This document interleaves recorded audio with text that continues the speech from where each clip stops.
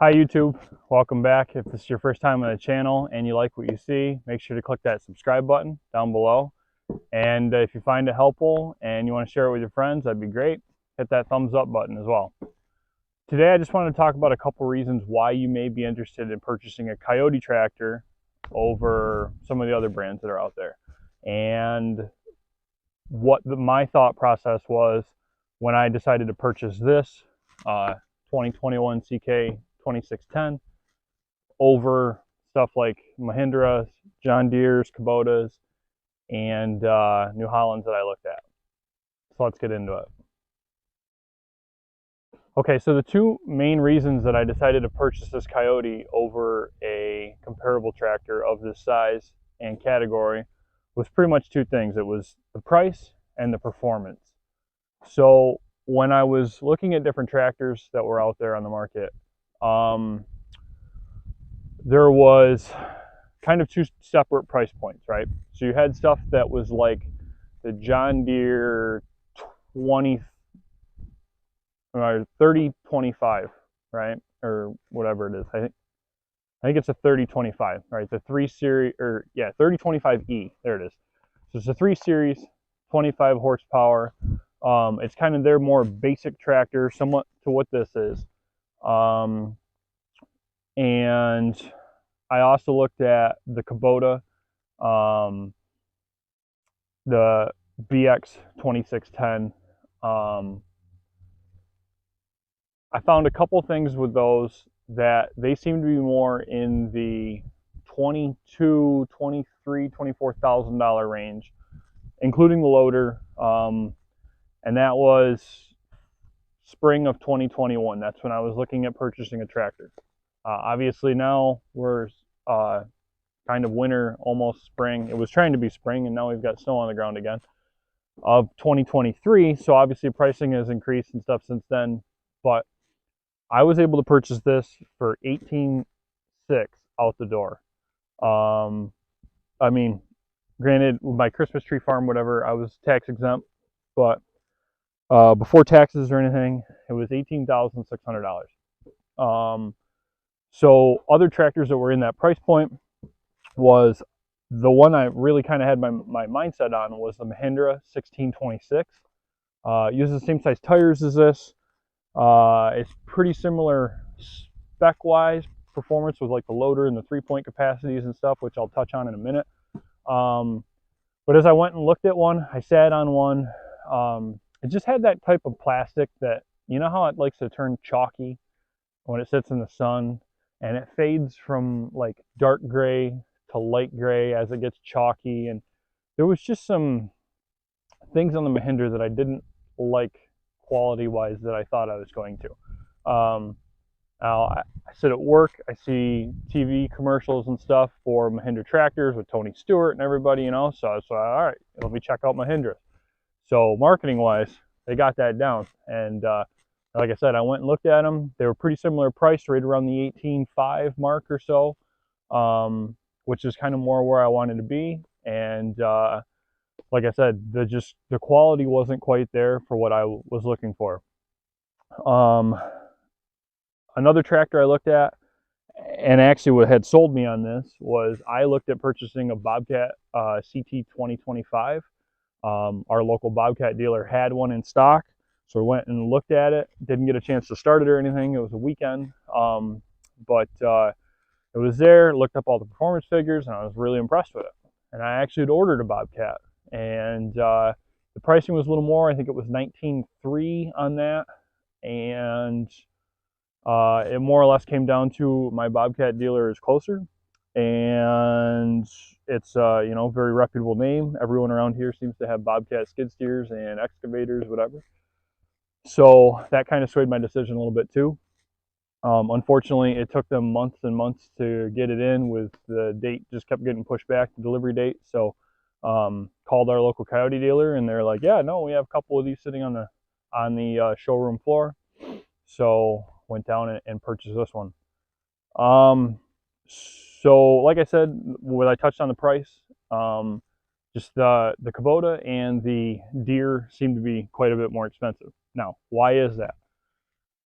They are both very, very good with their product support, right? Everybody knows you buy a deer, you need any little cotter pin, you can go call your dealer, and they've got a part number for it, and if they don't have it in stock, they'll have it for you in a couple days. Same with Kubota, and that is wonderful. I am more of a DIY guy. I don't know if you've ever checked out some of the other videos on the channel with doing engine swaps and turbo kits and all this other stuff. Some of the dealer support wasn't quite as necessary for me, so that was one thing that I didn't factor in as highly as you may during your purchase. But you know, it's definitely one advantage, and you know, it's one thing that you understand why the price point is a little higher. What else was there? So the 3E series deer possibly was a little better fit and finish than this is, quality wise. I'm not sure that the E series is up to par with the R series. Like, my father has a 2038R that you've probably seen on the channel if you've seen some other videos from clearing brush out here in the field and whatnot. The R series, very impressive tractor for features and whatever. It's also a very expensive tractor. I think the basic R series was $28,000 without the loader at the time I was looking at purchasing, or $26,000.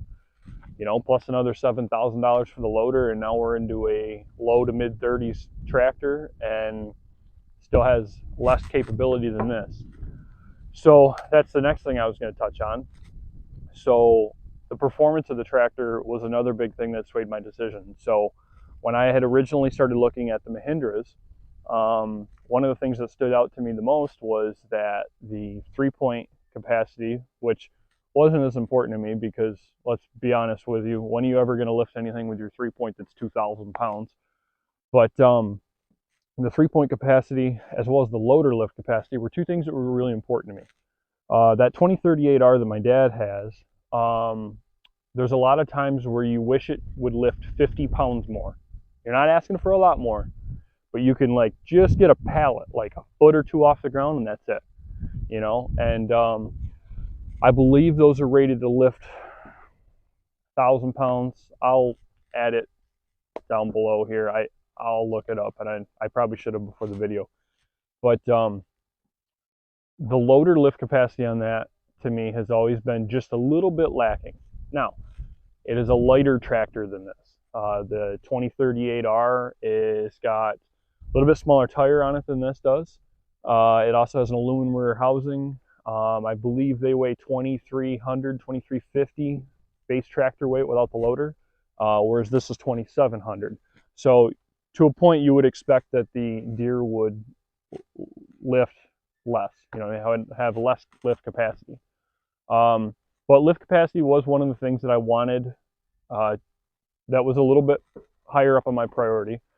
And sure, I could have got into a larger tractor, but then the price goes up even more, right? The Kubota was pretty much in the same category. So the Kubota and the E series deers, two R series deers, they were all pretty similar in lift capacity, right around that 1,000 pounds, 1,100 pounds range. And again, I just wasn't sure if it was going to be enough.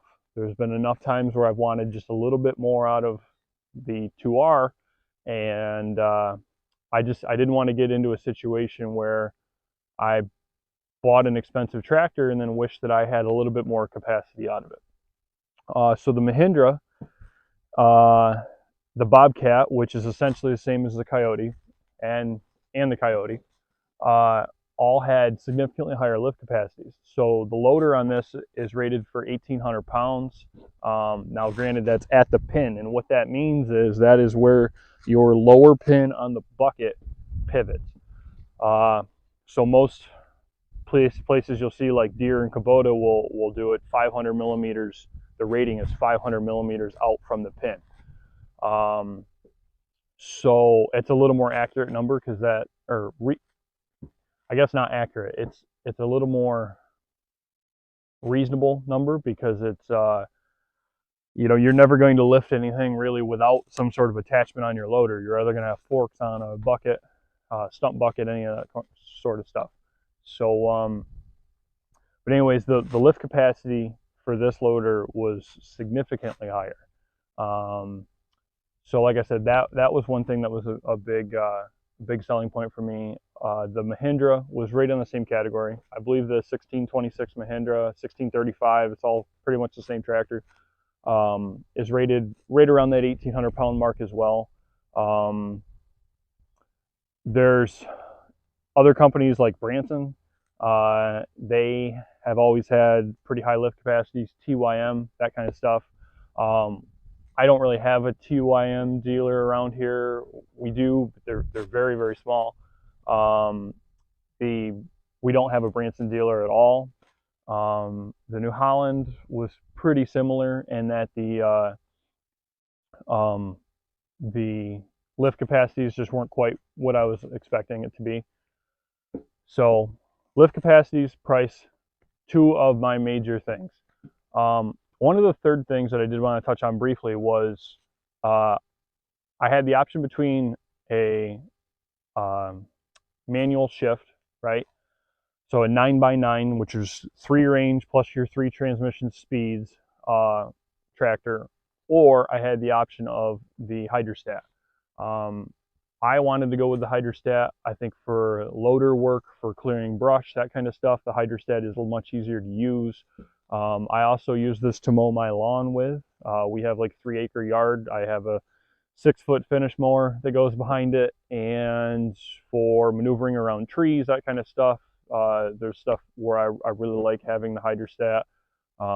You know, there's a lot of people that look at it and say, well, you know, instead of keeping your foot on the pedal the whole time with a gear drive tractor, you can just put it in gear and go. You can add cruise control to a hydrostat if it's that big of a concern for you.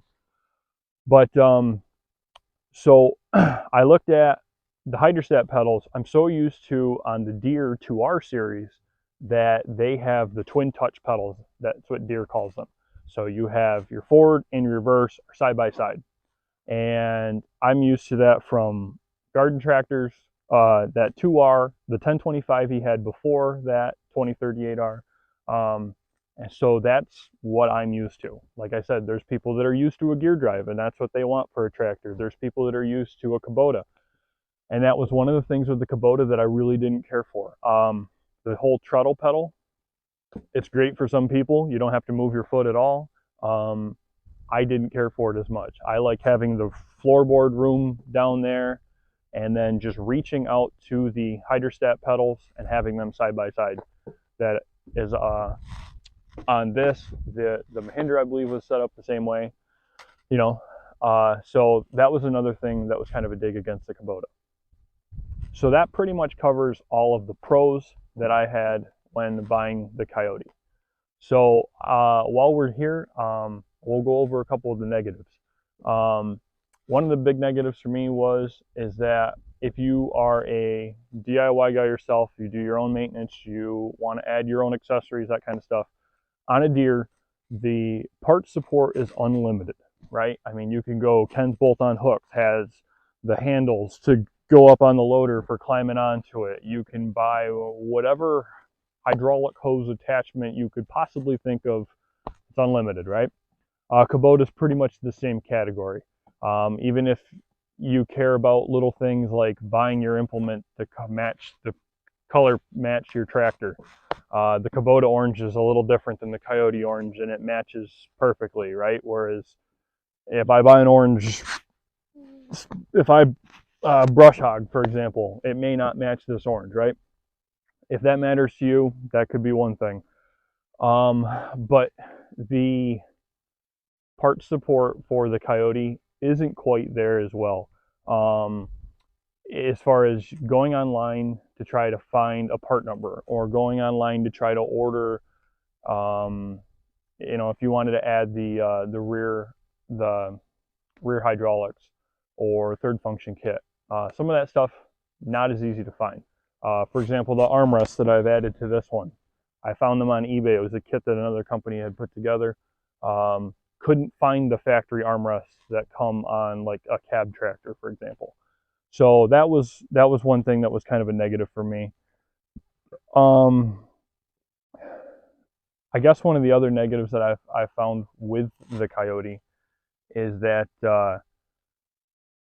and this sounds really stupid, but all the grease zerks on this are British standard pipe thread. Now, have you ever gone down to a hardware store and found a British standard pipe thread anything? Yeah, me neither. So if you break a zerk on this, which happens, right? I mean, you've got zerks under your front axle pivot point. They could get broke off easily if you're climbing over brush or logs or whatever. The ones on the loader actually are pretty recessed, so you should never have any issues with those. But you know, zerks set up, they seize up over time if you don't grease your loader like you should. Trying to find replacement stuff for that, kind of a pain. I mean, you can get on eBay or Amazon and buy complete kits of British standard pipe zerks. You know, not a huge deal, I guess, but there's just some weird things like that with the Kioti that you might find. Another thing that I kind of wish that they had done on this was the quick attach levers. I wish they weren't open on the backside. A lot of the skid steers and stuff, the pin is actually enclosed, and then on the backside of the loader there is a grease zerk in there. It'd be nice to be able to grease those pins.